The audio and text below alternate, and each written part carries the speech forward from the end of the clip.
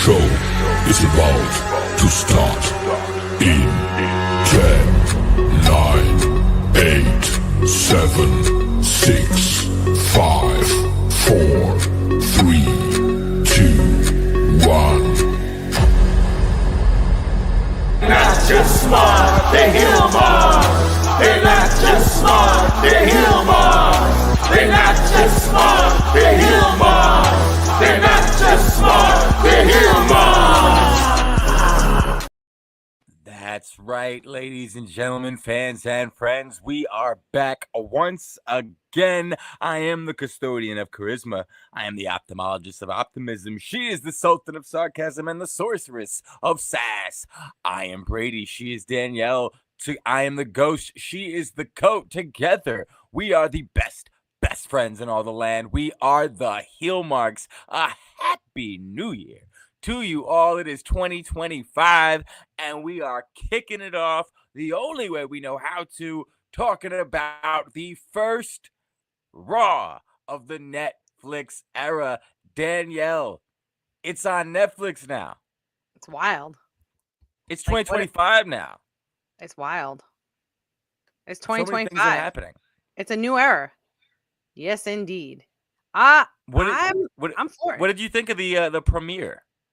So before we get into like matches and promos and like all that stuff, just the overall production value looked so much better. Everything looked crisp and clean. I felt like I was watching a movie and not a live broadcasting. Like it was the production value was top notch. From the beginning, like The Rock was the first person to make an entrance. The way the camera was shooting him, like just a little bit lower center. Like I was kind of like, and I was actually watching it with my roommate who is not a wrestling fan because of the fact that Raw was moving to Netflix. He did, in fact, like I didn't ask him to do it. He was like, "Hey, I'm gonna watch wrestling with you tonight."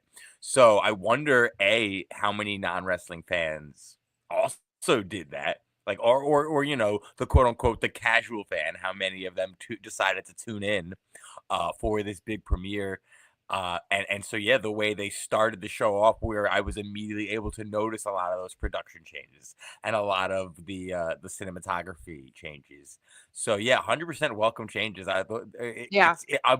While I was watching it, I found myself trying to make like mental notes of, okay, this is a new change for the Netflix era, and this is a new change, and this is not something they used to do, and blah, blah, blah. Like trying to track all the Netflix changes.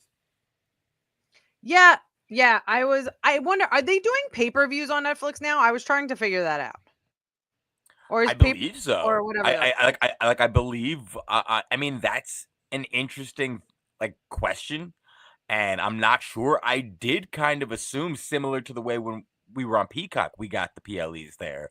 Yeah, that's what I was thinking. So I assume it would be the same thing. Netflix PLEs will be available on Netflix, just like a special event like this, I assume. Yeah. I really liked the first episode of Raw. There was just a lot going on, and like, it's a lot. It was a lot of trying to get people to pop.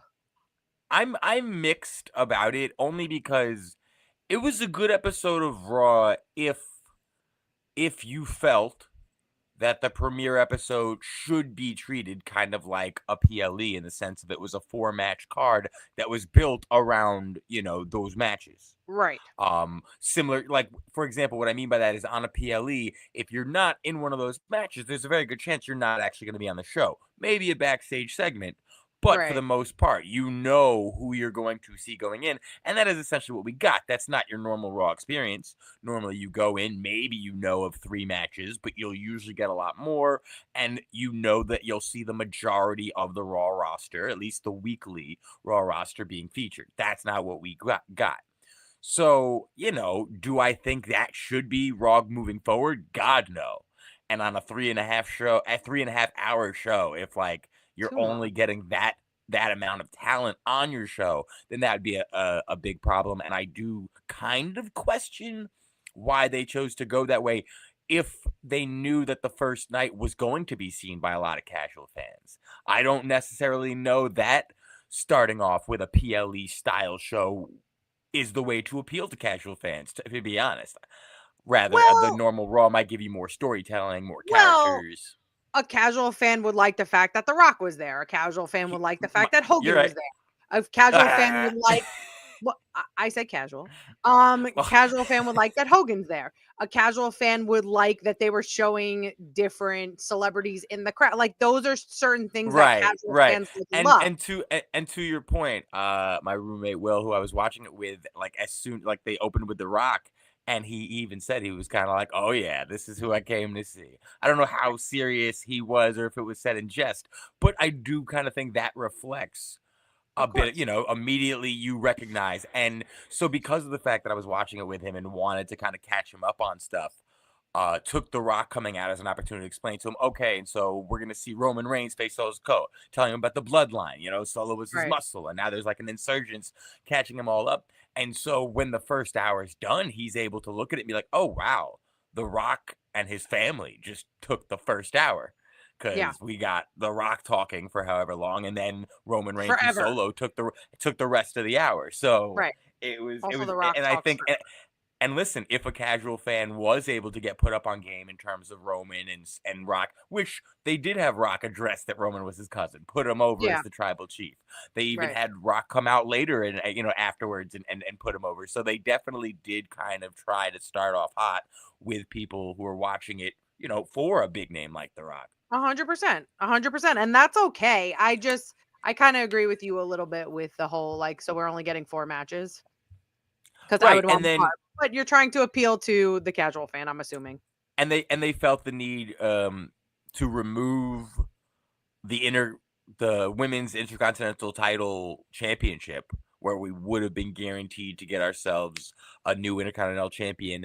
They said that there might have been too much happening on Raw already, so they decided to bump it a week. That, to me, was kind of the first sign that I thought Rhea Ripley would probably be winning the championship. I was like, maybe they just don't want to do 2 new champions. They don't want to overshadow. They don't want to give us too much. So I was definitely okay with that. Listen, I think let's talk about some of these things. Let's start off talking light.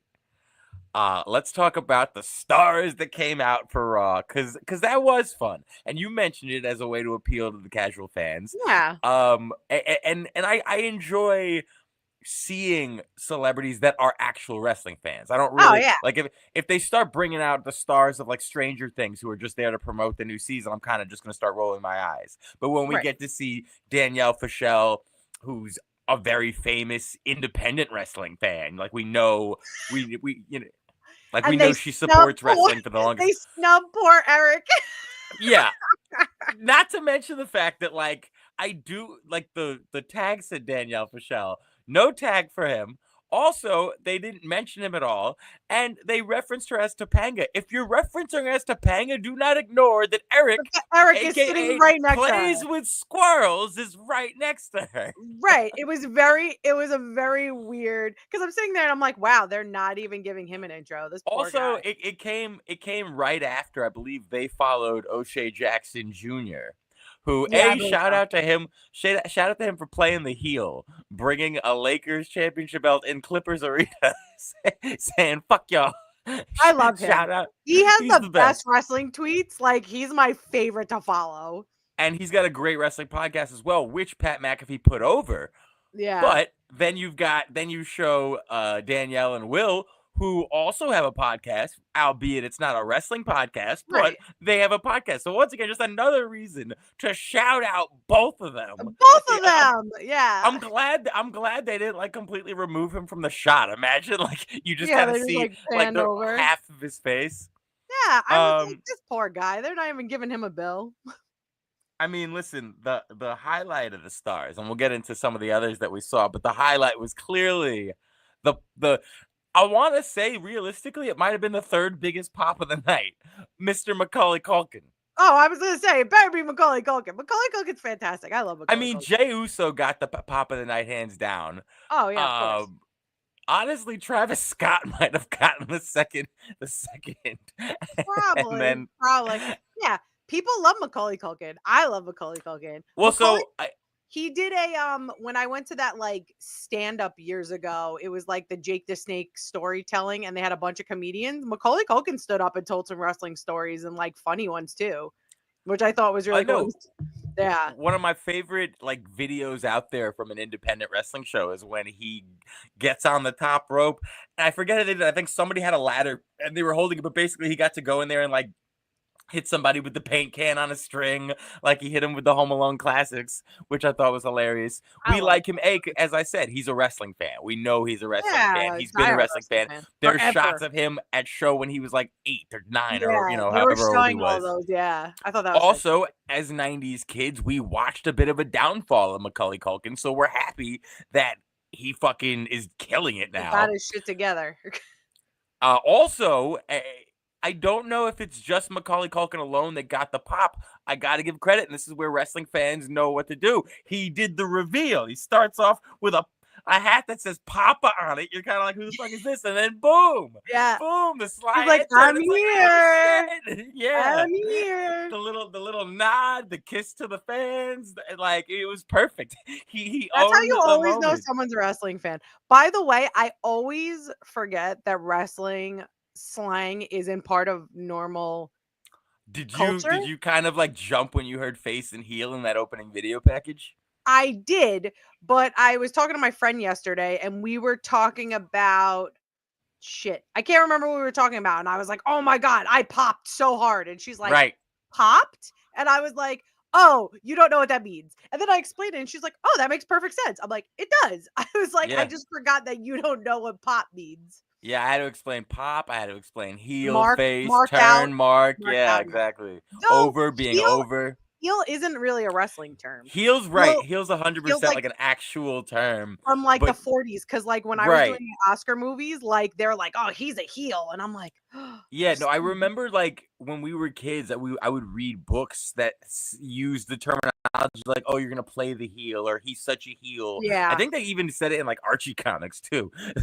But Yeah. like legit, like wrestling definitely owned, like took ownership of that term. Yeah, They didn't start it by there's any this means. comic that Ben bought me for my birthday one year, and it has a glossary. It's a comic book, and it has a glossary of all the wrestling terms like face, heel, white hot.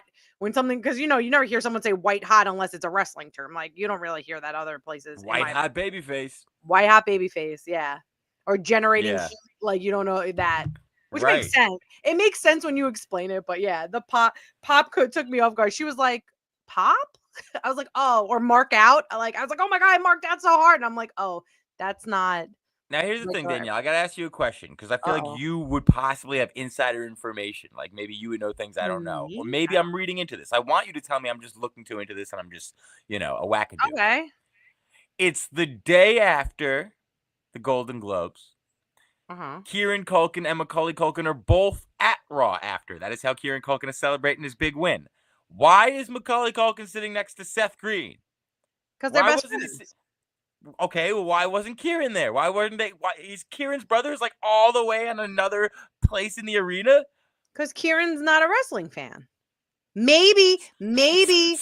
What? Maybe. I wouldn't make my sisters if my sister was coming to a But you wrestling like show. your sister. Maybe they don't like each other. Well, that's what I'm asking you. Maybe Seth Green is the one who got the tickets. Okay, once again, you're not answering my question. Do you think there's beef in the do I Culkin think there's family? beef? Yeah, probably because Macaulay Culkin and Kieran Culkin don't fuck with each other? maybe. I like What to the- think that. God damn it! That you like to think that? I don't want to think that. Why not? I love Listen, when dude. siblings fight. The fact that they're at the same exact show, they're both sitting like front row, but they're just nowhere near each other. I Maybe didn't there see a wasn't single enough picture. room for I didn't see everybody. a single picture of them together all night. Well, where was Kieran sitting? Kieran was like, Better spot? no, it was just a different part of the Maybe- ringside. Oh, you know what it is? Maybe Kieran's kid doesn't like Macaulay Culkin. Maybe he doesn't like Seth Green or something, and his kid didn't want to sit next to him. Maybe his kid just wanted to sit somewhere, and Macaulay was like, "Nah, I'm sitting with Seth Green." I have to fuck. send you a very funny video about Kieran Culkin. Kieran Culkin. It's Culkin. Macaulay Ooh, Culkin that's is hard. a Woo. person. Kieran talking about McCulkin. kind of pushing a little kid that was messing with his daughter. Yo, honestly, the more I read about Kieran Culkin, he kind of sounds like a slightly lovable asshole, but like, who could easily not be lovable at all. He's like might just be a prick. He's like the nice version of his character on Successions, because his character on Successions, he's a fucking prick. He's like on wrestling fans that we saw there, I love Vanessa Hudgens. Vanessa Hudgens wore a shirt that said "Hot Girls Like Pro Wrestling." I think that's funny. I also wasn't aware that she really was into wrestling until I think maybe last year. Yeah, maybe I wasn't on the High School Musical track at that point, but like I didn't realize like what a fan she was, which I'm all for. I love it.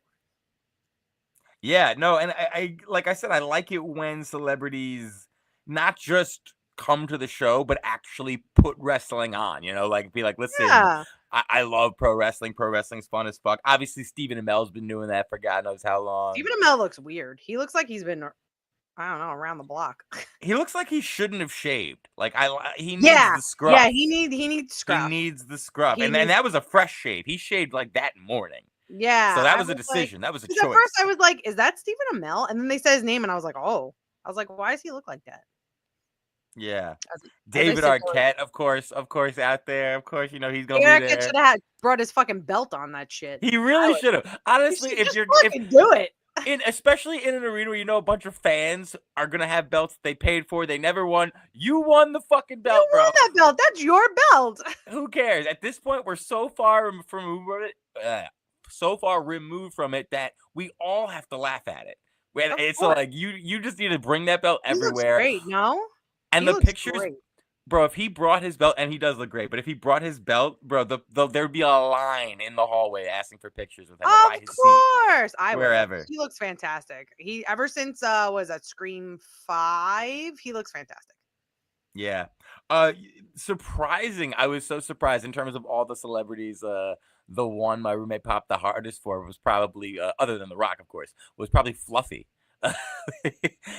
Really? Yeah, Gabriel Iglesias. He loves himself some Fluffy. I like Fluffy. Yeah, I like Seth Green. I was happy to see Seth Green there. I fucking love Though I instantly felt bad for Seth Green when like he was so outshined by Macaulay. Like, because they panned. They Seth, put Topanga and Eric in the same shot, but they're like, here's Seth, and then here's Papa. Oh, and who's Papa? Boom! Kevin McAllister. They didn't even put Seth's wife in the picture. How insulting. She's big in the nerd community. Like, give her some time to shine. I love her. But yeah, they were just like, we're gonna give you two separate. It's okay. It's okay. The king of Wale Mania. Wale was in the house. Of course he was. We gotta go to Wale Mania, bro. We have to. We failed so bad. We definitely failed not doing it when he was in New York, but I forget what we were going to. We were going to like another wrestling show. Because all we do is go to wrestling shows. I think we chose poorly. Yeah, we need to go to Wale Mania. Yeah. Wow. Let's talk about the celebrity let's talk about Travis Scott when he comes out, because I didn't know what the fuck was going on. Like, his song hits, everyone's going crazy. My roommate's freaking out also. And I see him with a fat ass joint in one hand, an unopened beer or spiked seltzer of sorts in the other. He honestly looked like he didn't know where the fuck he was or how he got there. I believe he was holding the Hardcore Championship, and he's just standing there. And I am laughing my ass off because I'm like, what is happening? He's not performing. Is he just having an entrance? What's going on? And then, of course, Jey Uso's music hits, and boom, the arena goes fucking crazy. I love when my almost middle-aged white self doesn't recognize people right away. So when they showed him, I'm like, who is that? I was like, Travis Scott. Yeah, I was like, I have no idea which wrestler that is. I'm like, which rapper that is. I was like, who is that? And then they were like, Travis Scott. I'm like, oh, okay, I know who that is. But if you put on one of his songs, I have no idea. Bro, him puffing during the entrance. Right. I had me dead. I was dying. I could not believe it. And especially with Jey Uso, who's kind of like, we all know he likes to indulge. He doesn't like wear it on his shirt like Matt Riddle or anything like that. But, it's not a good kept secret at all. So when that's happening, like right next to Jay, it's just so funny. And my favorite part of the press conference later was Triple H when he was talking about, he's like, listen, I just also want to thank Jay and give him respect for just saying no. He's like that could have gone the wrong way very easily, but no. I do think with the Netflix transferring, I think they need to spruce up, especially it being 2025. I think they need to vet questions better in the press conference. I feel like the press conference gets a little stupid. Like, if you're going to be kayfabe, there needs to be like a middle ground. Like, no, if you're going to be kayfabe, only kayfabe questions. If it's going to be shoot, you gotta pick one or the other. Like, I don't know if we're going to see a difference in that, only because the press conferences don't appear. At least this one wasn't on Netflix. The press conference was on YouTube. Yeah, I know.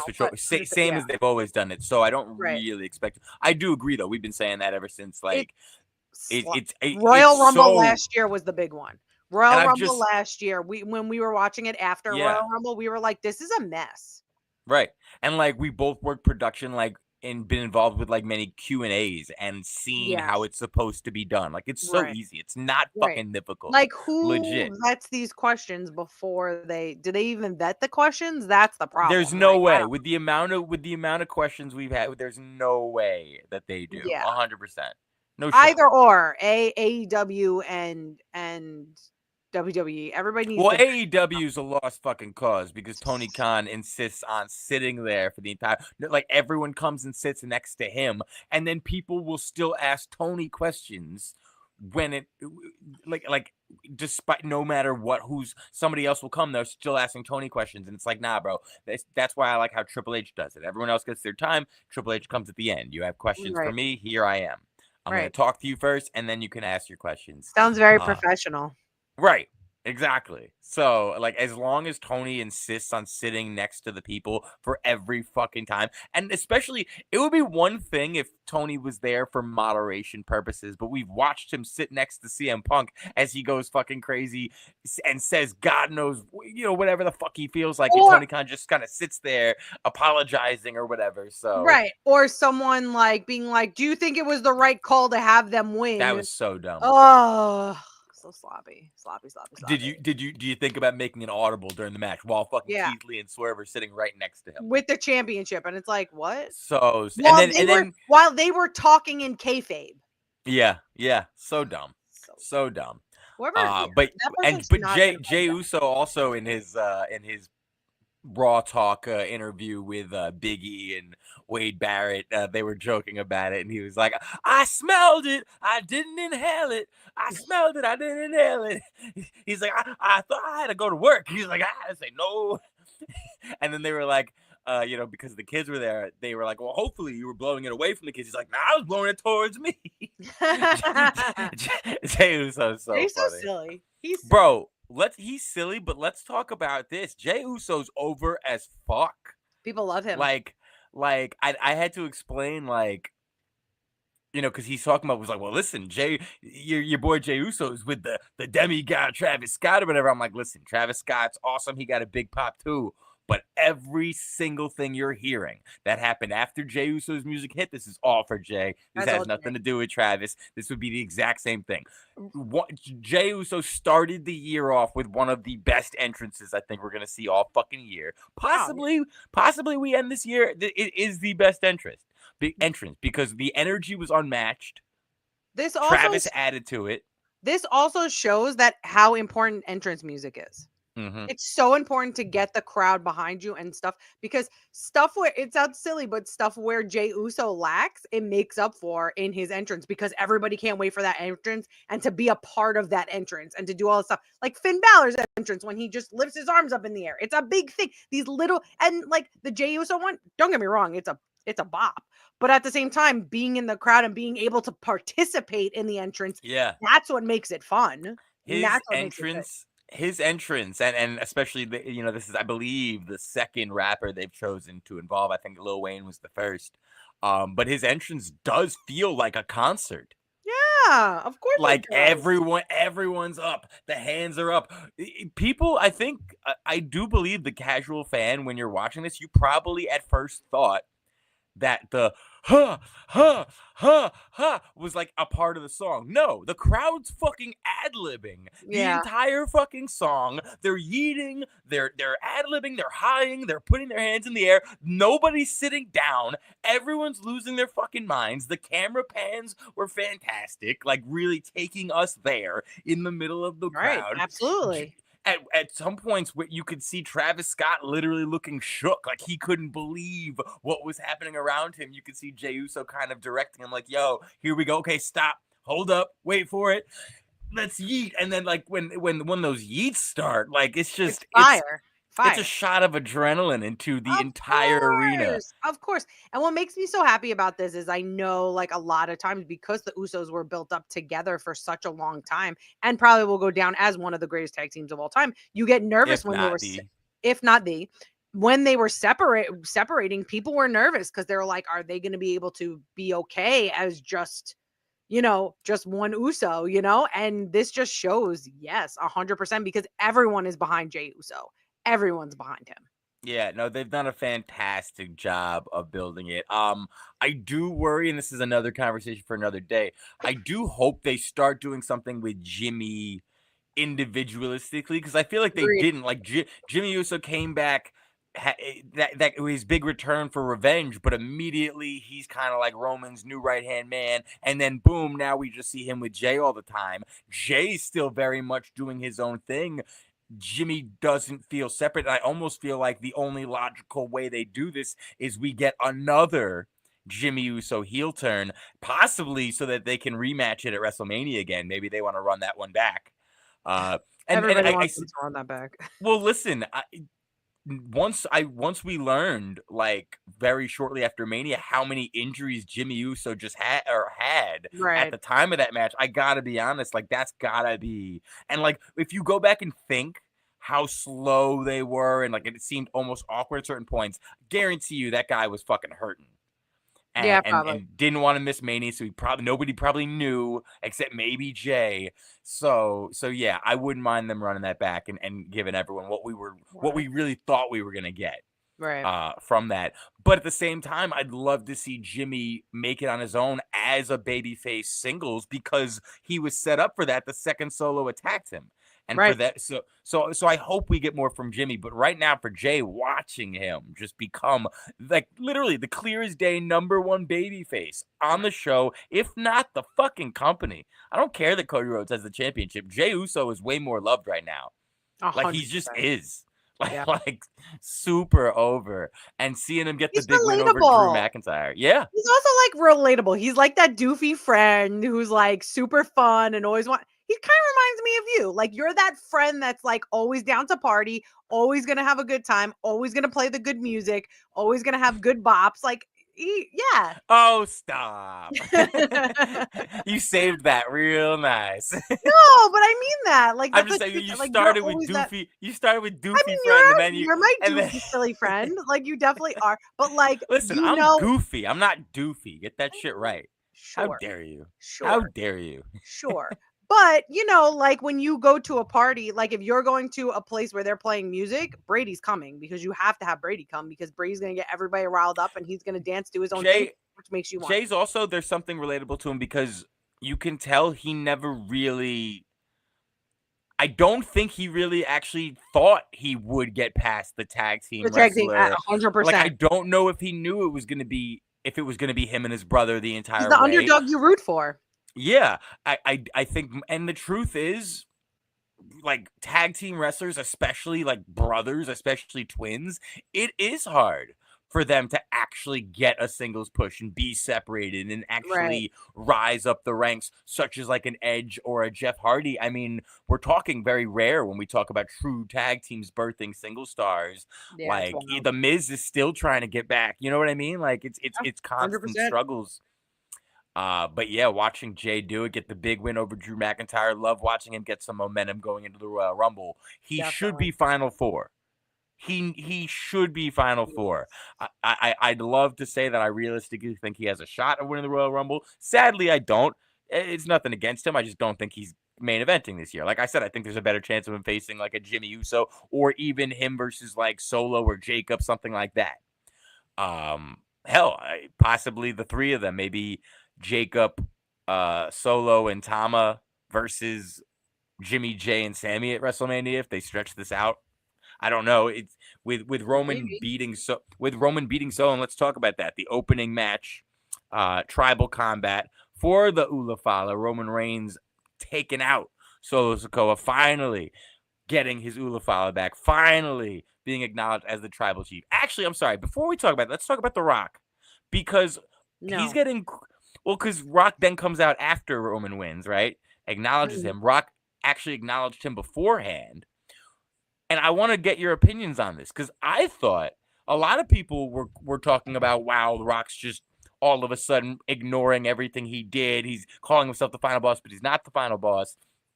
I thought it was also an interesting choice, because if we didn't see The Rock, right? Let's say The Rock doesn't open. First thing we hear is Solo's music, and we get that match immediately. I was real in the back of my mind. I thought there was a good chance The Rock interferes and costs Roman the match. I was thinking that And too. Yeah. and kind of reveals that he was actually It behind was the insurgents the entire me. time. Exactly. Right. And then The Rock said, I acknowledge Roman Reigns. He is the tribal chief. And I'm kind of thinking, all right, maybe he's setting us up for the swerve. But the fact that he's also laughing and joking with Cody Rhodes, just right there, there's zero angst. Cody Rhodes not even pretending to mean mug him.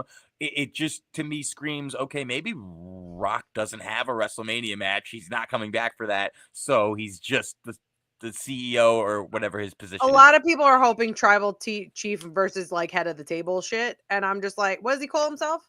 Final boss. Final boss. Thank you. No, I thought it was something else. Well, he's also the high chief. High chief. That's the one I was thinking of. But the truth is, and maybe they go with But that's that, what I was thinking. but realistically, Roman Reigns is actually a high chief as well now, when his father No, passed. 100%. Yeah. Sometimes I feel like when The Rock comes out and does this stuff and has and the Samoan family get together, and then Cody comes out, I feel like Cody looks like a chump. Wait, Cody didn't come out. What are we talking about? No, when Cody's in that whole thing of The Rock talking about him and stuff. Well, Cody was in the front row, which I also thought was fucking weird. Why is our champion in the front row for this? But I feel like it's very chumpy. It makes him look like a chump. We've all been waiting for him to do this, and I don't know if that's purposefully or I don't know. It just rubs me the wrong way sometimes, because we all waited so long for Cody to be champ that sometimes I feel like the storylines they put him in, even leading up to the one recently, the WrestleMania recently, where The Rock and it became a tag, that was weird to me. I don't know. Ever since The Rock got involved with TKO, yeah, clearly, every decision being made that involves The Rock being on screen has been puzzling, to say the least. Right. It screams a bit of self-serving, or a bit of, at the very least, just that swayed perspective of the fans probably want to see me, so let's do this. The fans probably want to see me face this person, so let's do this. Right. And then you get there and realize, oh, wait a minute, maybe they didn't actually need me. But we don't even know if he's gotten to that point of realization yet. So yeah, there's definitely that. And we've always heard the rumors, the Hollywood rumors about Rock and control in terms of movies and stuff like that. So now we're possibly getting that. And it's so funny, because we never actually heard that from him in wrestling. We always heard that about Triple H. Triple H had the sway. Triple H and Shawn Michaels were trying to bury The Rock, this and that, And we never really heard about The Rock actually having sway when he was on the up and comer. Then, when he became The Rock, boom, of course, it was a different story. But so interesting now that it's switched a bit, where now The Rock can call the shots. We don't know who's got the louder voice in the boardroom. I would assume it kind of is The Rock over Triple H at this point, right. with the way decisions have been made and then unmade, and just, as you said, pretty fucking weird, some of them. Yeah, it rubs me the wrong way a lot.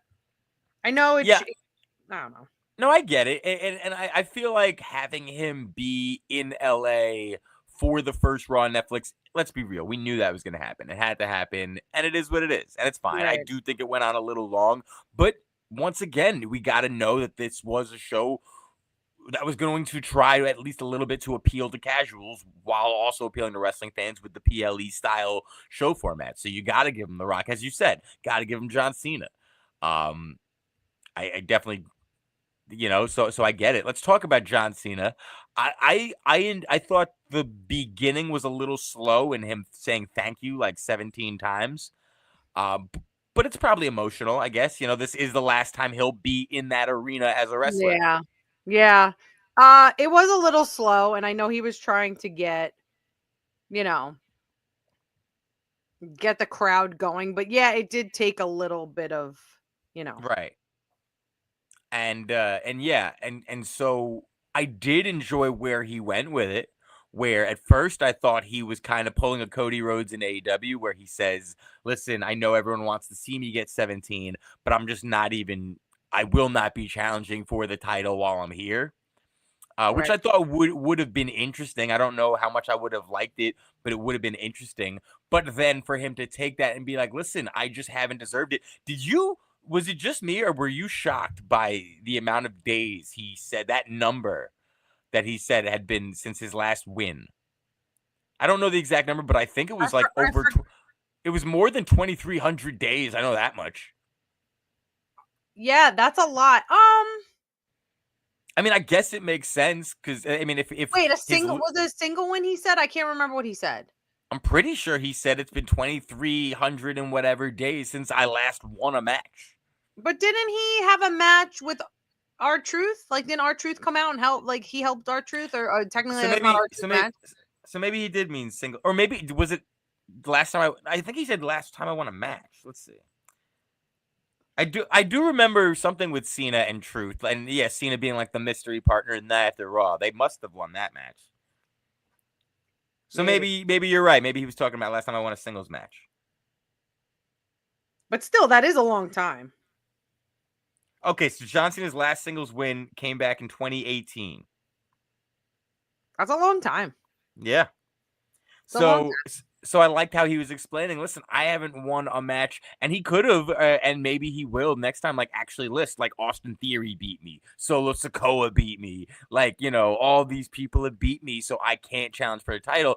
But then, of course, that takes us to the fact that he's like, if only there was a lottery ticket that I could win.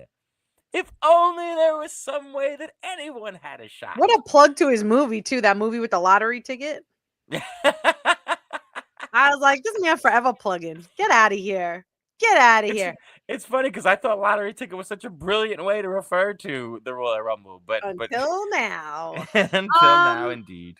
Yeah, it's a weird world where we live in, where John Cena will be entering the Royal Rumble probably to try to win, where it's not just a legend coming into the Royal Rumble. Right.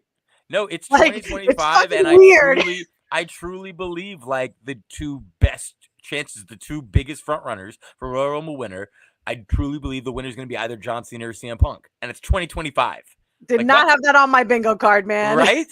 Like, this time last year, I was predicting 2025's Royal Rumble winner was going to be Braun Breaker. I am way off. Yeah, I mean, the clear correct choice should be R-Truth. Like, R-Truth is going to win. Right. Obviously. R-Truth is going to win, and then he's going to challenge John Cena for the WWE Championship. He's going to bring out this. He's going to say he wants the spinner belt. Yeah. He's like, because I want a belt that spins. Imagine. That'd be fucking amazing. But imagine John Cena wins. It'd be wild. My favorite thing is R-Truth posted a picture of him and The Rock backstage saying, I grew up watching my childhood hero John Cena battle The Rock, and I can't believe I finally got to meet him. Meanwhile, he had a full-ass feud with this man. Right. R-Truth doesn't give a shit. He just goes with it. I love it. I love everything about it. Yeah, the Royal Rumble's going to be wild this year. It's going to be wild. Now, the question is, and Big E was kind of actually addressing this in his, I think, post-show, whatever, but because they were trying to predict when Cena comes out. And they're like, well, it's kind of a traditional Cena move for him to just come out at like number 1 and just try to run the gauntlet. But also, I mean, we're not talking about young Cena anymore. He's kind of old. He's not in practice. And Wade Barrett was like, if Cena doesn't come in at 25 or lower, he has no shot. So I wonder if we do get the kind of predictable Cena at 29 type of thing. Cena when did Punk come out? Last year. Late? 20-something. I want to say like... Because remember, we were like, he can't go from 1. I'm going to look it up right now. Because I have it. Yeah, I don't remember. I remember the first 2 were Jey Uso and Jimmy Uso, which CM Punk came out 27. See, I knew it was a 20-something. Yeah, but he had to. He had to. Right. Like, you have to come out later. It's not going to work. Exactly. And didn't we think he hurt himself in the Royal Rumble too? He did hurt himself in the Royal Rumble, didn't he? He did, right? I didn't imagine that. Yeah. He's like an old man. The only thing I like about CM Punk is he's a feminist and he loves his ugly dog Larry. Like, literally my favorite qualities about CM Punk. I loved the fact that at the press conference, he does all the questions. Byron Saxton's like, okay, guys, that's all the time CM Punk has. And CM Punk's like, we are not ending it with that sausage fest of a bunch of questions. I didn't hear from one woman here. No, give me a question. Right. So, yeah, definitely shouts to CM Punk for being a miserable... Curmudgeon. He's such a curmudgeon. Exactly. He's such a curmudgeon. But listen, to his credit, as you said, the old man main evented Raw, put on, I thought, a very good match with Seth Rollins. This match was fantastic. I was totally classic. I was totally immersed in this match, and you know how I feel about CM Punk, and I couldn't get over how much I was enjoying the match. I also love the laying down and doing the count, and then the leg just coming up, or like when Kevin Owens put his finger with Jericho. That's one of my favorite things. I love that. I popped so much for and you mentioned Kevin Owens. Kevin Owens didn't get involved this match. Kevin Owens got involved. No, I just meant the Kevin Owens Jericho match in. Oh yes. I'm so sorry. That's why I was just giving examples of things that I like. You saying that reminds me of how much I popped when Kevin Owens got involved in Roman versus Solo. Yeah. Because I've been waiting for it. Because it's like Kevin Owens goes after everybody for talking to Roman, but I feel like he hasn't actually gone after Roman in a long ass time. So when he showed up, I was so happy. Like I popped. Also, the thing I love about Kevin Owens is most likely Kevin Owens isn't going to take the belt from Cody. He wasn't going to take the belt I away thought he from should Roman. though, for the record. From Cody. But he's not going to take it away from Roman, but at that time, but it's believable if he does. That's what I love about it. Like nobody would be upset. And every time they put him in a feud where his job is really, just to, kind of be a challenger for the champion, champion's going to go over, he always will not just convince you that he could win, convince you that he should win. Yeah. Like even when he was feuding with Roman, I remember we bought in huge. We were like, nah, bro, Kevin Owens should. Like, Kevin Owens really should. He got himself over. He helped get the story even more over. Like, and then with Cody, he's done it again. I really think Kevin Owens should beat Cody Rhodes for the championship. Like, I do. I 100% agree. And also, you said Kevin Owens' job is to be a challenger. I think Kevin Owens' job with these championships is to be an obstacle. He's always an obstacle for them. Well said. Very well said. When he's trying, he always is getting in the way of them doing it. And that's what makes it so great too. He's like you said, he makes it believable that he can be the champion and he should be the champion. But if he's not going, he's going to make it very difficult for you to win matches. He's going to make your life miserable because you are the champion, because he knows that should be on his shoulder. And also, it's just slightly frustrating. It's easy to not be frustrated because he's putting on such amazing performances. He's in big spotlights, and especially now, if leading into the Royal Rumble, we actually finally are getting Kevin Owens and Roman Reigns putting their hands on each other. I mean, I don't know if I'm, wishing on a star here. Or Roman Reigns versus Kevin Owens, WrestleMania? Maybe. I'm okay with it. I mean, who has or who's been feuding with Roman Reigns for longer than Kevin Owens? If you think about it, Kevin Owens hasn't stopped hating this motherfucker in years. And being so believable at he could possibly win. That's the thing. You're always like, nah, Kevin Owens isn't going to win. But you're like, but I wouldn't be surprised if he did win. That's always the thing. It's not like someone coming out here and you being like, yeah, he's not winning, but he's going to put on a good show, because Kevin Owens does all of it. While we're back on this match, let's actually talk about a little bit of the ramifications, only because Solo did lose. This is a big loss for Solo. This is a big loss for the new bloodline. He does not have the Ulufala. The rules of the tribal combat were that Roman Reigns is now the tribal chief. Solo has to give it up. I do wonder what that means now as we are entering the Netflix era. I do believe we're getting some roster switcheroos. I don't know if they're fusing rosters. If, I know Netflix wants Roman, so they're probably going to get him. Solo might stay on SmackDown, and maybe the new bloodline, I assume they'll get a new name, maybe just terrorizes them away from the family. Does Solo make a really big Royal Rumble? A good performance of the Royal Rumble to actually try to get them and really start going over after the championship. Because once again, Roman Reigns wasn't the tribal chief because he had the Ulufala. He became tribal chief when he became champion. Solo becomes champion, he becomes chief again, right? Yeah? Is that how it works? I mean, you got an argument to it. Is it a pass on of magic power? I don't know. Is that how it works? I don't know. I mean, once again, right now, Roman Reigns is the tribal chief, but he's not champion. And I feel like that is a thing. Like, that should, you know what I mean? Right. Like, and that's why we needed the physical representation that came in the form of the Ulufala. Them actually fighting for something real. Because otherwise, if they're just fighting over the title of tribal chief, while neither of them have a belt anymore. So they had to go. Yeah, now you guys sound silly. But you're fighting for a title without a title. Like, don't get me wrong. I think everyone online saying Solo got buried is a fucking idiot. But I don't think he got buried. I don't think that's how it works. No, not at all. He was in the ring with the top guy in the company, if not the industry. Big match, opening match of the biggest show, possibly the biggest show of the year, definitely one of the biggest shows of all time for WWE. The first match was him versus Roman. And it was a great match. I think Solo did fantastic. 100% rose to the occasion. 100% looked believable. Those near falls were believable. Those near falls had me. I truly, especially after Kevin Owens' interference, I really thought Solo was going to do it. And I thought Kevin Owens helping him, Kevin Owens costing Roman Reigns the title of tribal chief would have been so poetic, would have been so beautiful. And somehow I didn't see it coming. Kevin Owens doesn't shut up about hating Roman Reigns. And yet I didn't see him interfering in the match coming. I think that's why I popped so big. But yes, Solo, to me, really showed that he belongs. He belongs in main events. He belongs where he is in terms of leading a stable. I assume that stable is still together. Granted, they may...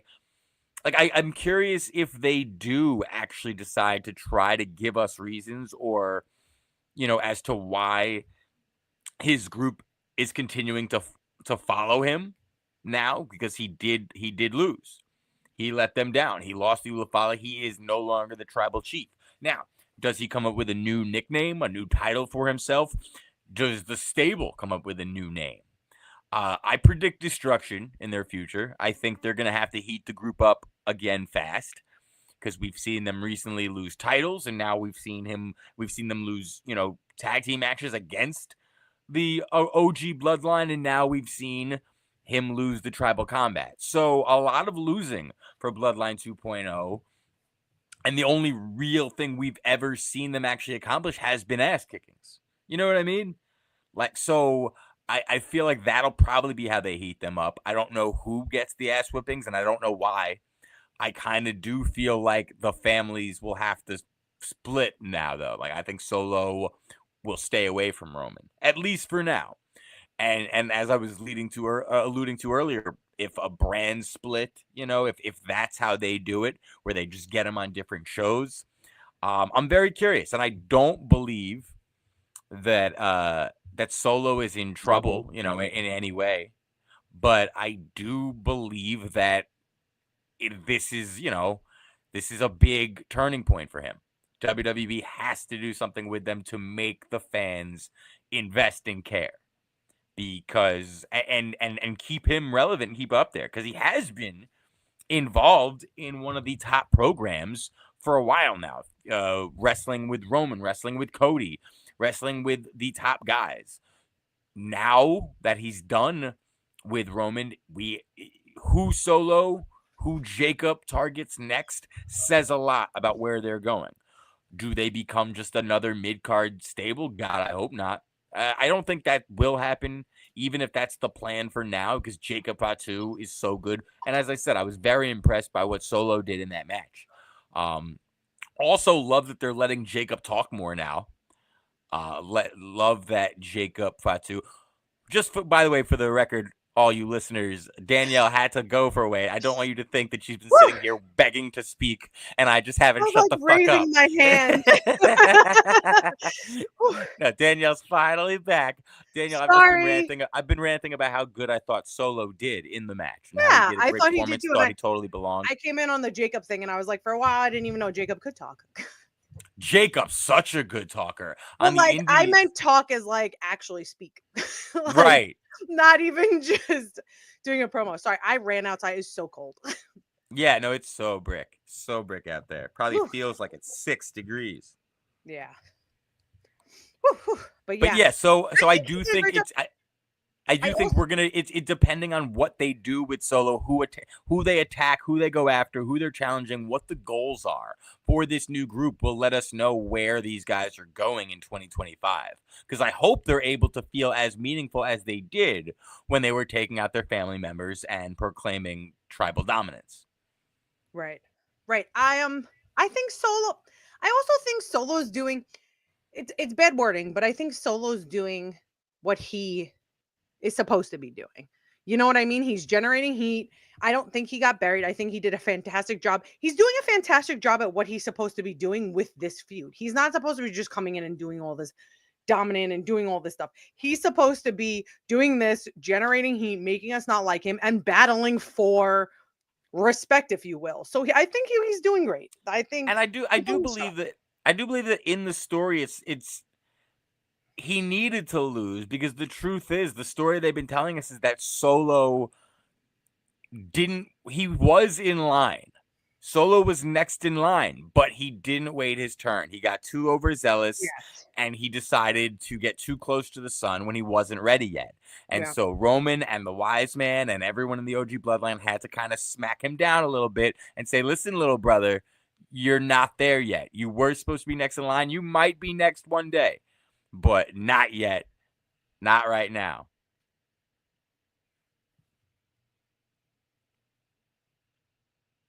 What am I doing? Am I still talking? Should I keep talking? What happened? Can I talk? I'm just going to keep talking. Are we good? I have no idea what Danielle's doing right now. But I'm going to keep talking because we are live on YouTube. So either way, I will keep addressing you guys while Danielle confuses the hell out of me. Are you good? She's not good, people. All right. So, yeah, once again, I really have been impressed with everything with this match. Let's get into, I was saying, with the main event, we were talking about CM Punk and Seth Rollins. This match was unreal. This match was so good, going back to this one, and it was amazing. CM Punk, I think when he's healthy, and I mean that physically, I mean that mentally, I mean that in every way, when CM Punk is healthy, he is able to tap into the CM Punk that was, at one point, the best wrestler in the world. I don't know if he's got that in him at all times, but CM Punk's got that dog in him, and he brought it out for Seth Rollins. And I guess because of where I believe the direction for CM Punk is, he had to win this. I think, as I said, I think CM Punk's got a real good shot of winning the Royal Rumble. I think there's a good chance they have him main event WrestleMania, even if in the press conference he downplayed the notion that he has the same, back before he left WWE, it was almost like he felt he needed to main event. That was the last thing left on his bucket list. I deserve it. I've never done it. I need to do it. 10 years later, he's kind of giving us the impression that, I'm happy with my career. If it happens, it happens, whatever. But I think he's on the road to it right now. So I guess CM Punk had to win this one. It does. I feel bad because Seth Rollins, once again, I feel like he keeps getting relegated to this position where his job is to put the people over that are passing him by again and again and again. Things that I feel very interested and passionately about with Seth Rollins and CM Punk's feud is Seth Rollins is CM Punk. Ooh. I feel like he just doesn't like CM Punk because they're the same fucking person in real life. It's like you're the same person. That's why you don't like each other. And the truth is, if Seth Rollins did what CM Punk did, and Seth Rollins left, and CM Punk stayed, and CM Punk would be doing exactly what Seth Rollins did. Also, he'd be talking shit about Seth for leaving. Yeah, 100%. But yeah, this match definitely delivered from their phenomenal promo segment that was the week prior. Oh yeah, 100%. They brought it down. It's so funny. And people are saying that this show had a WrestleMania feel to it. And I agree in the smallest of ways, only in that it did feel like we were closing a lot of chapters tonight. And you don't always get that other than WrestleMania during the year where you really feel like I feel like Solo and Roman might actually be done with each other. CM Punk kind of said me and Seth Rollins will never be done. But for now, I do kind of feel like this ended what we were getting with CM Punk and Seth Rollins. And once again, CM Punk's on top. CM Punk beat Drew. He beat Seth. I'm really I think CM Punk is facing Gunther at WrestleMania. I think that's the match. And unfortunately, while I thought the Gunther promo that we got from him was fantastic, the video package they did anyway, I really don't think Gunther was way hotter before he became champion. Like somehow he's cooled down, and I don't really know why. Maybe I think they got to give him John Cena, but Cena's saying he needs the lottery ticket to become champion, so we can't even get him getting that. You know what I mean? But he needs like a big, established, almost Hall of Fame win, and it can't be Rey Mysterio because Rey Mysterio's lost to so many people already. Yeah, I wonder who could. Yeah, it would have to be John Cena, I feel, but they can't do that. And we've already had Gunther beat Randy Orton, and for some reason that never really carried over as Gunther continue. I don't know what it is, but Gunther's reign just feels a tad underwhelming, in that I feel like we're almost waiting to see who the next in line is. Yeah, and that makes me really upset. And I do believe it's CM Punk right now. No, I don't want it to be CM Punk. I don't want CM Punk. I don't want it. I don't want it. Funny? Go ahead. Sorry. I've made peace with the fact that he'll probably win the Royal Rumble, like I said.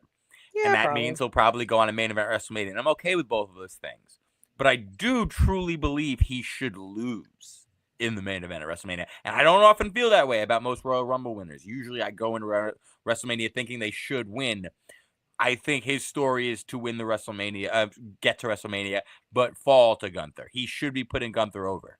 I get it if you really want. I understand pushing CM Punk, using him like that. Fine. I don't think he should be champion yet. I don't think he should be champion again, personally. But right now, no.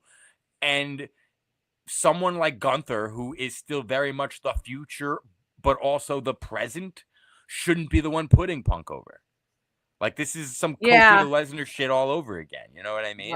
Right. It's a very interesting take on Gunther because they built Gunther up so much to be a powerhouse too, with Gunther. So he's such a powerhouse and we all couldn't wait for him to be champ. And like you said, it's kind of sad that he's fizzling out. Not in a too bad a way, but we need to have more challengers because in my opinion, he was the final boss. And it's who could he possibly face unless you bring back Lesnar, and nobody wants that.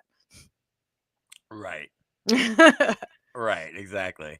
Speaking of what nobody wants. What up, Hulk Hogan? That was crazy. That was so crazy. I texted you and I said to be a fly on the wall in Right. Salty Sue Neal's house where Hulk Hogan is getting booed and CM Punk is being cheered. Like Yeah. hard. He's Like pissed. geez his Louise.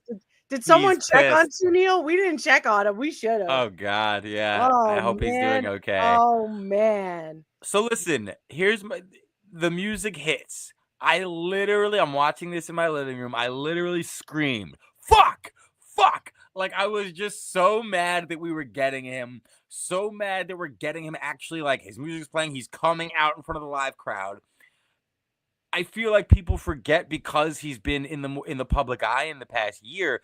This is the first time WWE's done this with him in a long time. Yeah, Like, right. I think it was WrestleMania 19. At 19. like they've they've all I meant. I meant to say they've 2019. used him on TV, but it's always been like backstage. Like it's never actually been out there live mic with the crowd. When Alexa Bliss hosted WrestleMania at MetLife in 2019, Hulk Hogan came out, remember? Yeah, I remember I think like that's the last time, right? Well, a couple years ago I remember there was like it was like February something. It was like a SmackDown, and they used him to like sell stuff. Like he was selling like merch. It was just him and Jimmy Hart like doing a show backstage promo type of thing. Right. So like they've sprinkled him in, and I roll and gag every time. But like thinking they would actually like give him this valuable airtime. You know, the list of Raw wrestlers, men and women that did not get mentioned or shown on the show is a long list. But we got Hulk Hogan coming out to do what? Like, even let's pretend, and we're going to get to what the actual reaction was, but let's pretend the fans were happy to see him.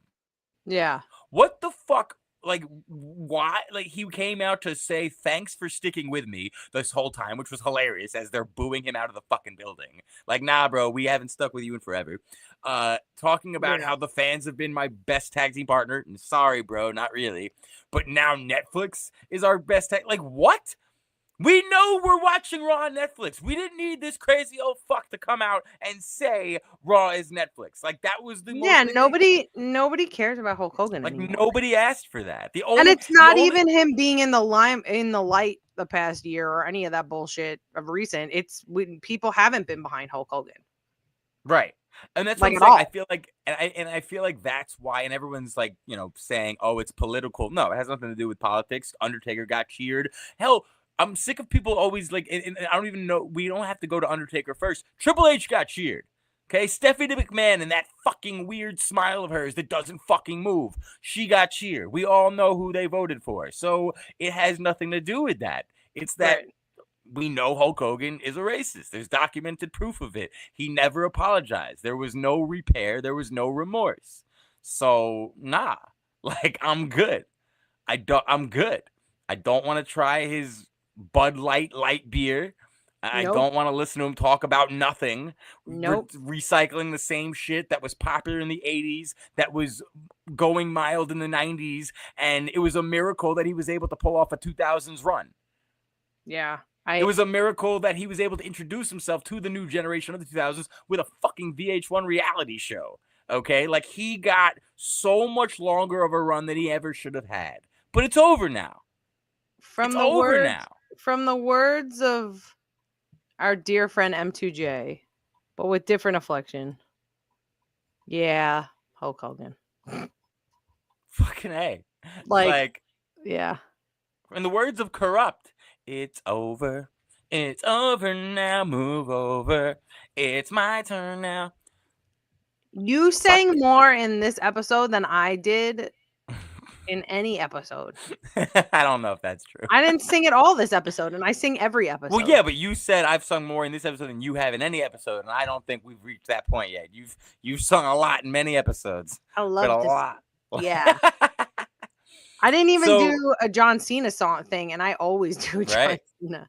That's like a big thing. But listen, I want to thank everyone in that audience. You guys did not let us down. Nah, Big you didn't W for disappoint. you guys. You guys came through and you did what needed to be done. Now, I've read rumors about what's going to happen from this. I'd love to believe that this was just like they should take it as a, oh, fuck, we fucked up. Like they're not, like, we can't just wait this one out. I guess we got to be done with Hulk Hogan again. That's not the case, though. They're going to use him again. I read that they're going to be more mindful of the cities they use him in front of, which is going to honestly make me sick to my stomach. I also read a rumor which scared the fuck out of me. I pray to God this isn't true. I read the rumor that they've been talking about, due to the response, bringing him on TV as a heel character and having him like partner with a wrestler and, you know, bring some heat to the program, which that makes me even sicker. Just have him wrestle Gunther, and Gunther will get his stride back, and have Gunther just beat the shit out of him. Well, no, Bronson Reed is on Twitter saying, damn it, if I wasn't hurt, you guys would have gotten me smoking a blunt to the ring and giving Hulk Hogan 12 tsunamis. Can Hulk Hogan handle 12 tsunamis? No, which is exactly why I want to see that shit. Oh, I love that. Oh, man. But yeah, like, legit, I'm watching it, I'm eye rolling, I'm cringing, and then I'm realizing that he's getting booed out of the building, and I'm immediately clapping, I'm laughing, I'm enjoying it all.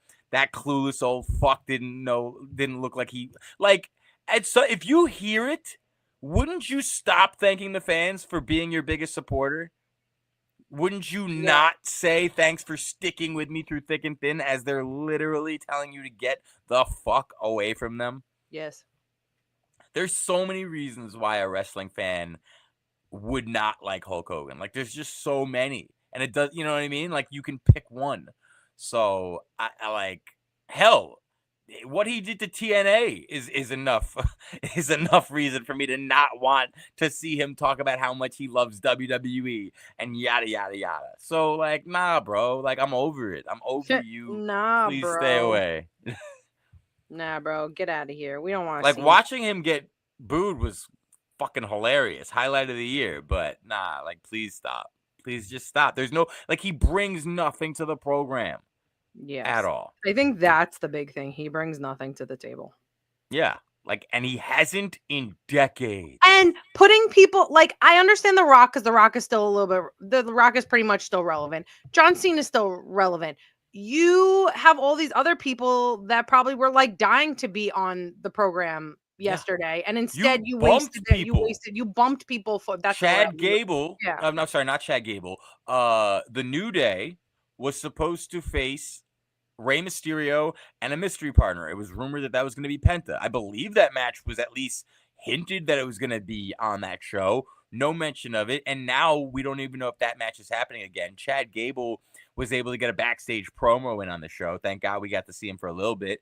And apparently he's having a match with a mystery opponent next week. So now people are thinking that Penta is going to be the mystery opponent facing Chad Gable.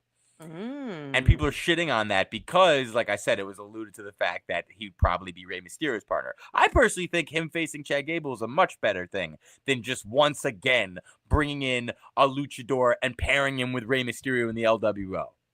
Like, come on. At some point, you have to start doing different things when you bring in Latin wrestlers. They can't all just be Rey Mysterio's best buddy the second they get here. Yes, we know Penta and Rey Mysterio go way back. Yes, we'll get them on screen at some point. In fact, a Royal Rumble confrontation sounds tremendous. Yeah, that sounds amazing.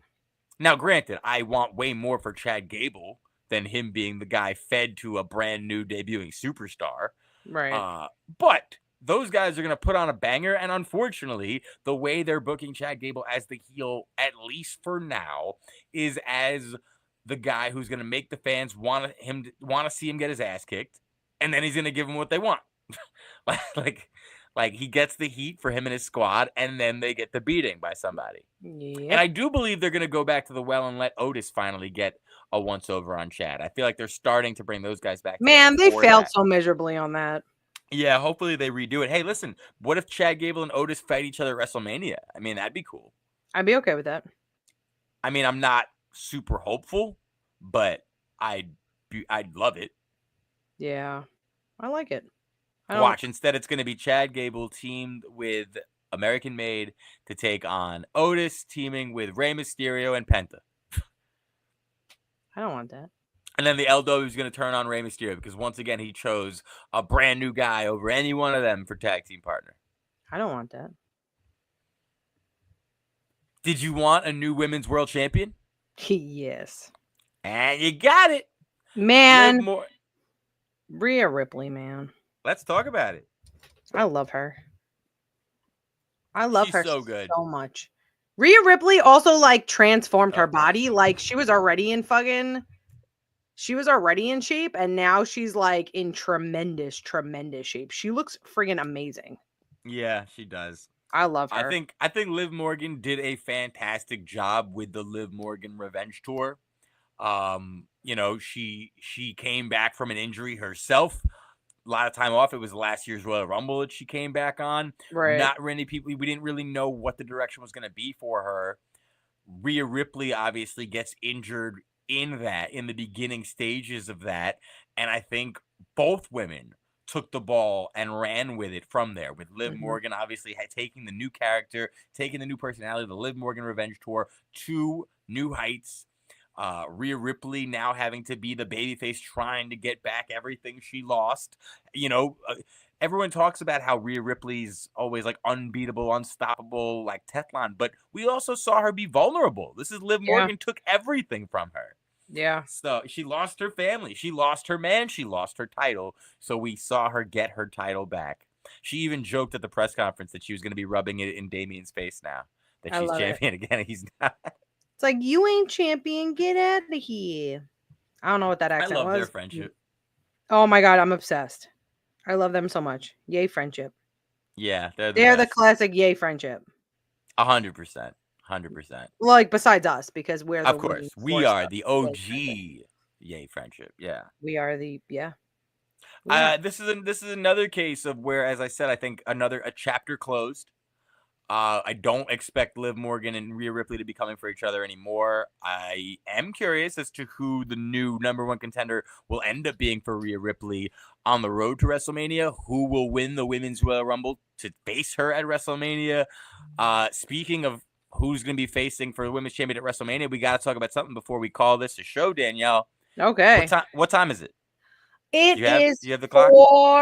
No, just kidding. It's Tiffy time. It is Tiffy time. Finally Tiffy time. Finally Tiffy time. My watch was broke. Excited. My watch just wasn't hitting Tiffy time for like months and months. Yeah, my watch was like, what's happening here? What's going on? What's wrong here? Yeah, I thought the cash-in was very well done. It's so funny. So since we're best friends in all land, yes, certain things I am very conscious of when I watch wrestling because I know you complain about a lot of stuff. What? Well, there's certain things that you complain about. Same with me. Like, you know, when someone wins a championship, if someone runs in before 2 minutes, you look out for it. Me, I'm all about the cash-in. Cash-ins are very important because I know how important they are to you. You hate when like they announce it. You like cash-in done it right. And I think this was done and executed perfectly. I was like, Brady is very happy. Yes. I was very happy. Like, Brady happy. Brady very happy. I loved the mislead. I loved where Tiffy comes in. We didn't see her with Nia before. Everyone was kind of wondering, where is she? It seems like she's finally doing it. Then, oh wait, nope. It was a ruse. Distracted the referee. Boom. Bonks Naomi in the head with that briefcase. Sets Nia up for the finish. Helps her best friend win again. Once she hit that one, and then directs traffic. Go, get Bianca some more. And then, boom. Briefcase to the back. Sets Bianca up to get a little revenge. Takes out Bianca. And it is Tiffy time. Love that she got the crowd hype a little bit right before hitting that moonsault. It was a pretty moonsault. It was. But once again, now we wonder what's next. The way it was done, I mean, I assume Tiffy's going to go face because the fans love her. Yeah. They've been cheering for her for a while now. And the truth is, like, yeah, she turned on Nia Jax, but Nia Jax was being horrible to her for like the entirety of the friendship. And granted, we never trusted Tiffy either. but Nia was like really throwing her weight around and really trying to like make Tiffy's life miserable. Yeah. So this might be FaceTime for Tiffany, but at the same time, Tiffy took out Bianca.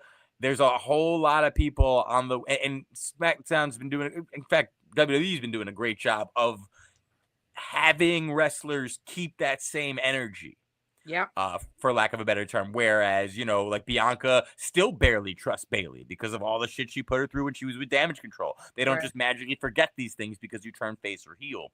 Right. So I'm curious as to what happens with Tiffy. Also, keep in mind, like, yeah, you're champ now, but now you also have Nia Jax coming for you. Like, there's no real reason that Nia wouldn't have, you know, her eyes set on this championship. There's the Royal Rumble again. So, like, Tiffy's got to have her guard up now. But for the moment, she is the reigning queen. I'm pumped. Oh, speaking of which, do you think Nia's going to bring back the crown? I would. I don't know why she took it off. Listen. That was why I hated that. I told you. I was like, that was why I immediately got paranoid when they announced that King and Queen of the Ring were getting title shots. Because I'm like, I think Gunther and Nia are both about to actually become champion, and now we lose our king and queen. And Nia wore her crown for a little bit with the championship, but then like just kind of lost it. Not me. I'd wear that all the time. It's funny you say that. I'm actually looking for tiaras right now because one of mine got canceled and I have to order another one. Oh my goodness. You know me and my tiaras. I love tiara. As soon as she came out with it, I am like, I am completely on this woman's side just because she has she's wearing a tiara. Like I have to now. Yeah. Yeah, I got to be on your side if you're wearing a tiara. Like you have to, right? Maybe? Yep. I mean, I think so. But I also think that's going to do it for us this week, guys. So happy to be back for a brand new year, 2025. Hopefully it is a good one for all of us. Raw is officially on Netflix. Who knows what the future holds? I've heard rumors that Raw might not be 3 hours anymore, that it could be 2 hours, it could be 1 hour, it could be 4 hours, that they're just going to keep surprising us with lengths of time. So we've got an adventure awaiting us, guys. Thanks so much for tuning in. Never forget, you guys are the best. We are always trying to be like you, and we are not just smart marks. We're heel marks.